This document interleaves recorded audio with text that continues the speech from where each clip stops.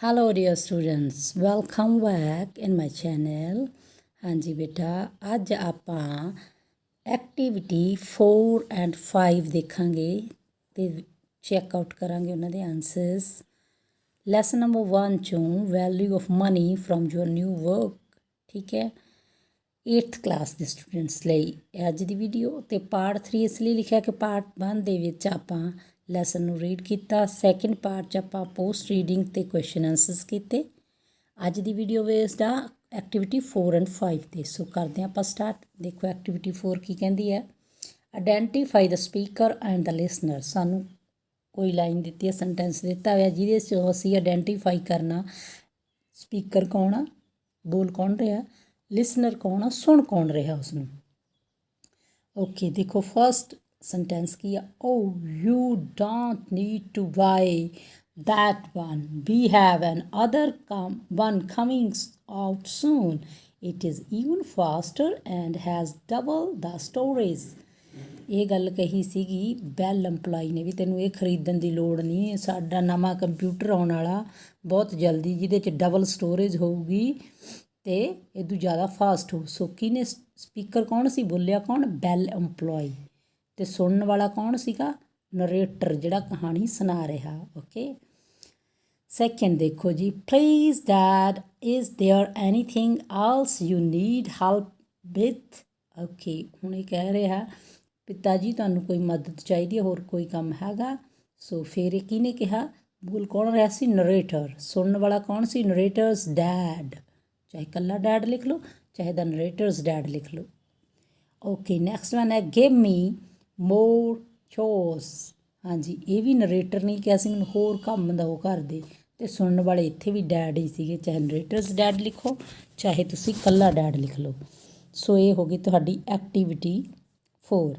ਤੁਸੀਂ ਜਦੋਂ ਕਾਪੀ 'ਤੇ ਬਣਾਉਣਾ ਇੱਦਾਂ ਬਾਕਸ ਬਣਾ ਲੈਣਾ, ਇੱਕ ਪਾਸੇ ਸਪੀਕਰ ਲਿਖ ਲੈਣਾ, ਇੱਕ ਪਾਸੇ ਲਿਸਨਰ ਲਿਖ ਲੈਣਾ ਅਤੇ ਇੱਦਾਂ ਆਨਸਰ ਕਰ ਲੈਣਾ ਬੇਟਾ। ਠੀਕ ਹੈ, okay. Activity number 5, think and discuss with your partner the given scenario। ਹਾਂਜੀ, ਕਹਿੰਦੇ ਤੁਸੀਂ ਦੋ ਜਣਿਆਂ ਨੇ ਜੋੜੀ ਬਣਾ ਲੈਣੀ ਆ, ਆਪਦੇ ਪਾਰਟਨਰ ਨਾਲ ਡਿਸਕਸ ਕਰਨਾ ਜਿਹੜਾ ਦ੍ਰਿਸ਼ ਤੁਹਾਨੂੰ ਦਿੱਤਾ ਗਿਆ। ਓਕੇ, ਜਿੱਦਾਂ ਕਿ ਲਿਖਿਆ, oh you don't need to buy that one, we have another one coming out soon, it is even faster and has double the storage। ਆਪਾਂ ਉੱਧਰ ਵੀ ਪੜ੍ਹ ਕੇ ਆਏ, ਬੈਲ EMPLOYEE ਨੇ ਕਿਹਾ ਸੀਗਾ ਇਹ, ਹੈ ਨਾ। ਓਕੇ, ਹੁਣ ਅੱਗੇ ਡੂ ਯੂ ਥਿੰਕ, ਤੁਸੀਂ ਕੀ ਸੋਚਦੇ ਹੋ। It is wise of the narrator to put her money in saving account. ਕਹਿੰਦੇ ਕੀ ਇਹ ਸਿਆਣਪ ਸੀ ਨਰੇਟਰ ਦੀ ਕਿ ਉਹਨੇ ਜਿਹੜੇ ਆਪਦੇ ਪੈਸੇ ਸੀ ਸੇਵਿੰਗ ਅਕਾਊਂਟ ਦੇ ਵਿੱਚ ਪਾਤੇ। ਬਾਏ ਜਾਂ ਵਾਈ ਨਾਟ। ਜੇ ਸਹਿਮਤ ਹੋ ਬਾਏ ਦਾ ਆਨਸਰ ਕਰਾਂਗੇ, ਨਹੀਂ ਸਹਿਮਤ ਵਾਈ ਨਾਟ ਨਾ। ਸੋ ਆਪਾਂ ਸਹਿਮਤ ਆ ਇਸ ਚੀਜ਼ ਨਾਲ ਕਿ ਹਾਂ ਉਹਨੇ ਵਧੀਆ ਗੱਲ ਕੀਤੀ ਕਿ ਆਪਦੇ ਪੈਸੇ ਉੱਥੇ ਕੰਪਿਊਟਰ 'ਤੇ ਲਾਉਣ ਦੀ ਬਜਾਏ ਆਪਦੇ ਸਾਰੇ ਸੇਵਿੰਗ ਅਕਾਊਂਟ 'ਚ ਪਾ ਲਏ। ਸੋ ਅਸੀਂ ਆਨਸਰ ਕਿੱਦਾਂ ਲਿਖਾਂਗੇ, ਜੈਸ। ਫਸਟ ਆਫ ਆਲ ਜੈਸ ਲਿਖ ਕੇ ਤੁਸੀਂ ਕੋਮਾ ਲਗਾ ਦੇਣਾ, ਫਿਰ ਆਪਾਂ ਲਾਈਨਸ ਕੁਐਸਚਨ ਦੇ ਵਿੱਚੋਂ ਹੀ ਚੱਕਣੀ ਆ ਬੇਟਾ। ਲਿਖਿਆ it is wiser of the narrator to put her money in saving account, ਸਾਰਾ ਲਿਖਤਾ। ਉਸ ਤੋਂ ਬਾਅਦ ਹੁਣ ਬਾਏ ਦਾ ਆਨਸਰ ਦੇ ਰਹੇ ਹਾਂ ਆਪਾਂ, because we should not waste our money for things which are not necessary.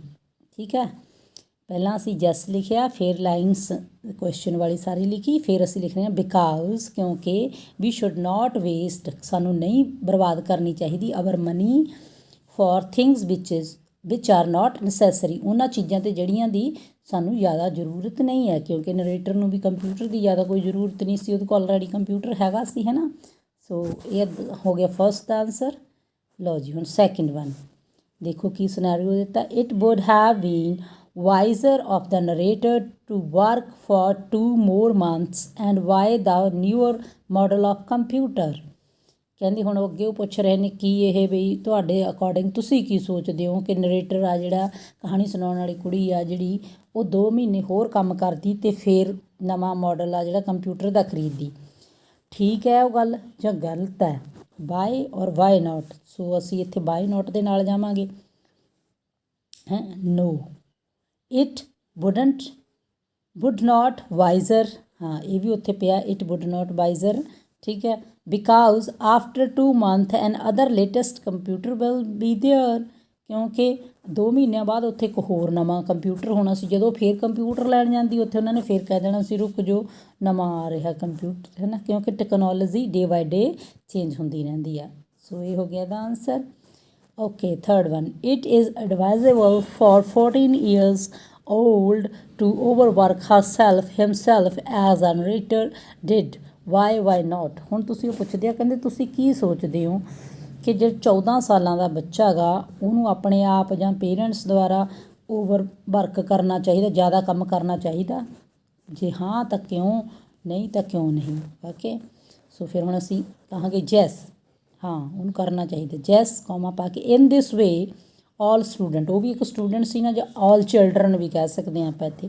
In this way all student learn to help their parents, ਇਸ ਤਰੀਕੇ ਨਾਲ ਜੇ ਉਹ ਕੰਮ ਕਰਨਗੇ ਆਪਣੇ ਪੇਰੈਂਟਸ ਦੀ ਹੈਲਪ ਕਰਨਾ ਸਿੱਖਣਗੇ। And they will learn dignity of work, ਉਹ ਆਪਣੇ ਕੰਮ ਦੀ ਵੈਲਿਊ ਸਮਝਣਗੇ, ਕੰਮ ਦਾ ਉਹਨਾਂ ਨੂੰ ਮਹੱਤਵ ਪਤਾ ਲੱਗੂ।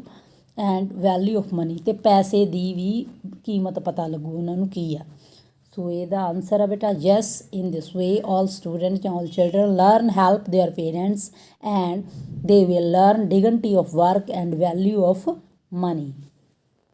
ਸੋ ਨੋਟ ਕਰ ਲਓ ਇਹਨੂੰ, ਸਮਝ ਲਿਆ ਹੋਣਾ ਤੁਸੀਂ। ਇਹ ਸੀਗੀ ਤੁਹਾਡੀ ਐਕਟੀਵਿਟੀ ਨੰਬਰ 5। ਹਾਂਜੀ, ਚੈਨਲ ਨੂੰ ਸਬਸਕ੍ਰਾਈਬ ਕਰ ਲੈਣਾ। Lessons of life Gurpreet Kaur Dhaliwal. ਅਗਲੇ ਜਿਹੜੇ ਵੀਡੀਓ ਦੇ ਵਿੱਚ ਆਪਾਂ ਅਗਲੇ ਜਿਹੜੀ ਤੁਹਾਡੀ ਐਕਟੀਵਿਟੀ ਹੈ ਦਾ ਸੈਂਟੈਂਸ ਉਹ ਕਰਾਂਗੇ। ਮਿਲਦੇ ਹਾਂ ਫਿਰ ਨੈਕਸਟ ਵੀਡੀਓ ਦੇ ਨਾਲ।